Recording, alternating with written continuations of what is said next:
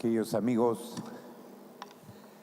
se acercaba la Pascua de los judíos.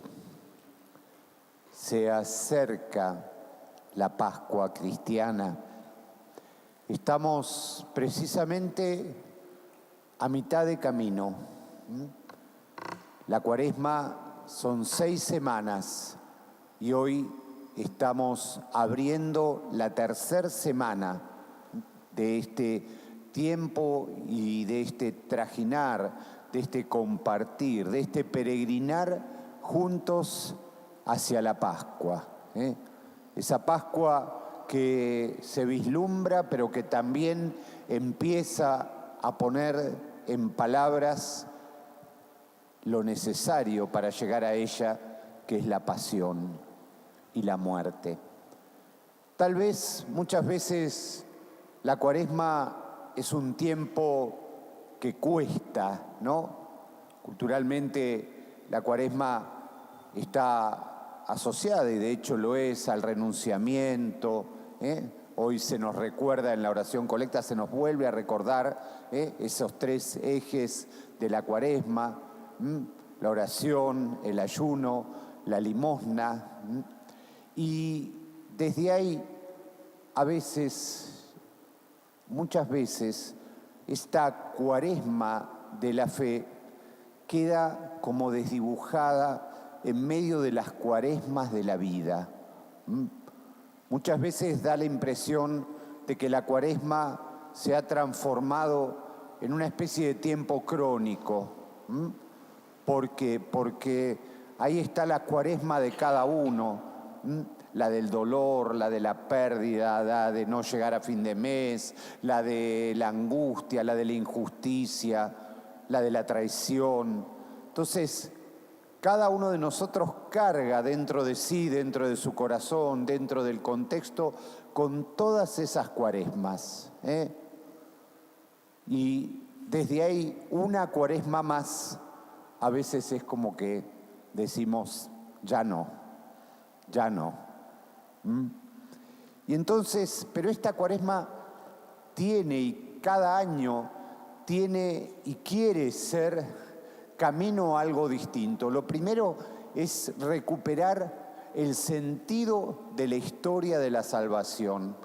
Si nosotros prestamos atención, se va dando en una secuencia cada domingo, vamos tomando un particular episodio de el vínculo y de la relación con Dios, con su pueblo. Y ahí está la primera lectura.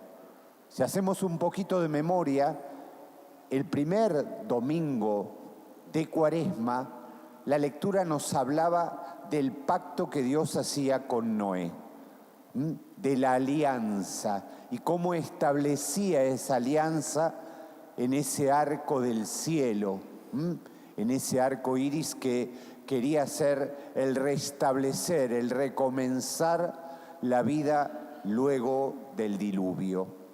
En el segundo domingo de Cuaresma se nos hablaba de ese pedido que Dios le hace a Abraham, y cómo Abraham, a punto de entregar lo más suyo, su propia sangre y carne, en Isaac, Dios detiene su mano y vuelve a hacer alianza con él y a decirle: tu descendencia será tan grande como las arenas del desierto y como las estrellas del cielo.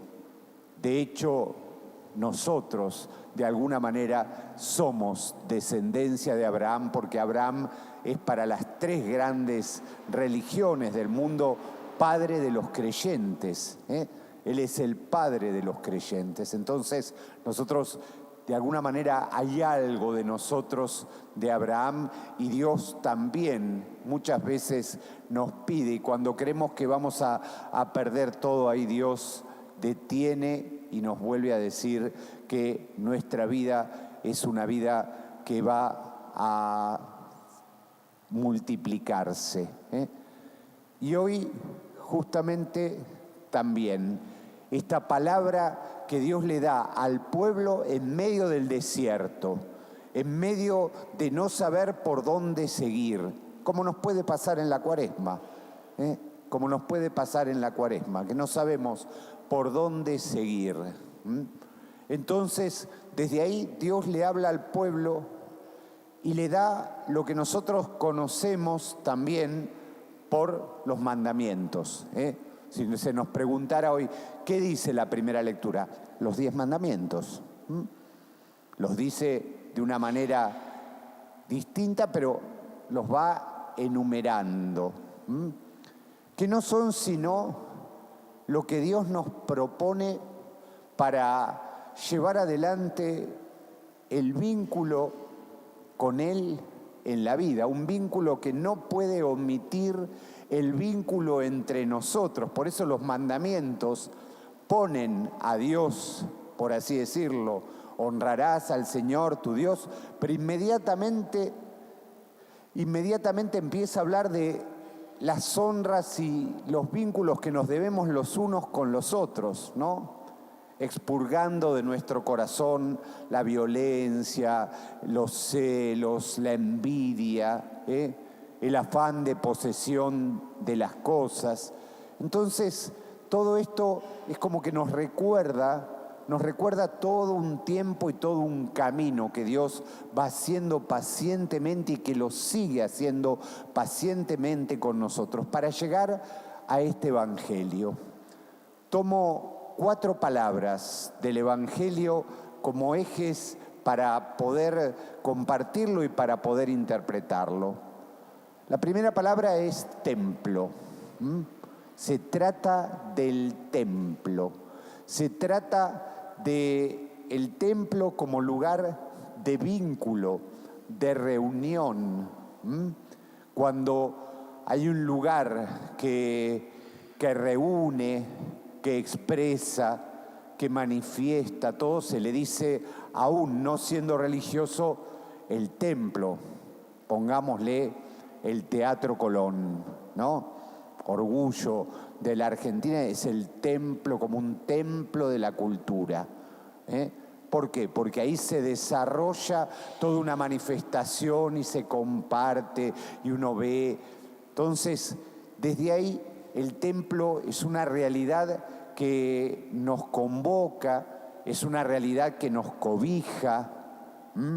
Cuando nosotros que estamos aquí en el tercer templo de nuestra historia casi tricentenaria como parroquia, estamos cumpliendo los 294 años este año de parroquia y este templo tiene 166 años.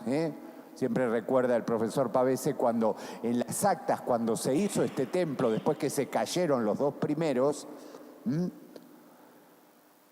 dice que el pueblo de Morón quiso hacer un lugar y un templo sólido para las nuevas generaciones. Y vaya, nosotros somos testigos ya cuántas generaciones pasaron desde aquella que nos regaló este espacio. Un espacio, insisto, para compartir y para mirar a Dios, pero también un espacio para que cada uno de nosotros sienta que tiene un lugar. La segunda palabra es casa. El templo es casa. Así lo siente Jesús cuando en su indignación, en su enojo, dice, no hagan de la casa de mi Padre un lugar de comercio. Y se refería a cómo ese lugar había sido suplantado por una serie de cuestiones administrativas. ¿Por qué estaban los cambistas? ¿Por qué estaban los animales? Todo, porque se había armado como una especie de religión del toma y daca. Uno en el templo, ahí dice los cambistas, uno en el templo tenía que ofrecer solo una moneda acuñada en el templo. Lo que hacía que el templo se pareciera más a un banco que a un lugar de oración y de expresión. Entonces uno llegaba al templo, es como si uno quisiera poner una limosna en la alcancía y dice, no, con la plata, los pesos argentinos no. Hay que cambiar eso por una cosita y entonces en la puerta se cambia eso. ¿Se dan cuenta cómo? Y todo eso implicaba la pureza o la no pureza. Y eso es lo que lo indigna a Jesús.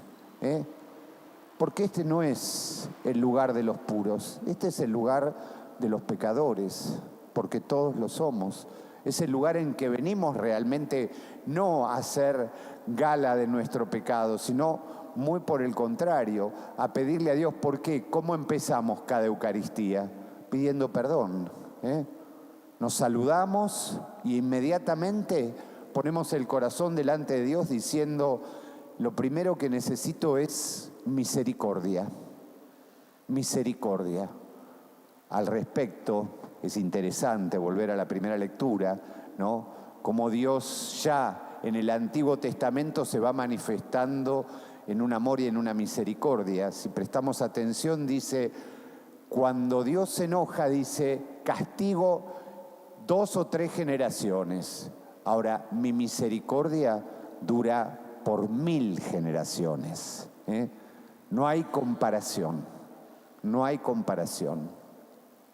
Entonces, desde ahí, ese templo que es casa, y esa casa que es cuerpo. Y ahí viene la tercera palabra, es cuerpo. En cada uno de nuestros cuerpos está impreso el signo, que es la cuarta palabra, el signo de Dios. Por eso, sobre esa realidad, cuando Jesús precisamente dice, destruyan este templo y yo lo reedificaré en 3 días. Y se refería al templo de su cuerpo.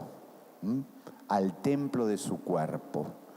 Entonces, como Dios también, ante tanta destrucción desde la guerra, desde la enfermedad, desde la injusticia, desde todo lo que conlleva también el pecado, cómo Dios sigue reconstruyendo los cuerpos. Y lo último es justamente signo. Se le piden signos a Jesús. Ustedes saben que esta lectura es una lectura que está a renglón seguido de las bodas de Caná. Ya el primer signo de Jesús. Jesús ya había empezado a manifestar sus signos. Jesús, más allá de la palabra, obra desde el signo, que es algo fundamental, porque es lo que da en la vida la coherencia. Cuando nosotros podemos hacer de nuestras palabras, de nuestras manifestaciones signos, está que entre lo que decimos y lo que hacemos hay una íntima relación. Y entonces ese es lo que Dios nos invita. ¿Y para qué nos invita en este camino? Para acompañarlo. El Evangelio de Juan, que hoy precisamente leímos, el Evangelio de Juan va a ir como en un crescendo de tensión y de dramatismo. Y va a llegar un momento en que Jesús, hablando del pan de vida, ese regalo inmenso que también se nos hace en cada Semana Santa, recordar que la Eucaristía nace de esa comida de amigos, de esa última cena. Jesús habla del pan de vida y se empiezan a ir los que están alrededor, empiezan a abandonarlo, ¿no? Y en un momento Jesús le dice a los propios discípulos, ¿ustedes también quieren irse? Y yo creo que de alguna manera hoy también Jesús, mirando la Semana Santa, nos invita a no irnos, a quedarnos, a ser parte, a ser parte de una comunidad, de la vida, de la fe, a ser parte de la alegría, a ser parte también del compartir y del mirar hacia adelante, siempre con esperanza. La esperanza es un don que Dios nos regala, pero también es la tarea y el trabajo que tenemos que lograr juntos desde lo pequeño, desde lo intransferible, desde lo de que cada uno de nosotros puede hacer, como aquellos discípulos que dice que recordaron cuando Jesús resucitó, recordaron esas palabras, que esto que hoy compartimos también quede como semilla en nuestro corazón para que cuando celebremos la resurrección de Cristo recordemos cómo Él también nos sigue hablando y sosteniendo desde el corazón y de la vida.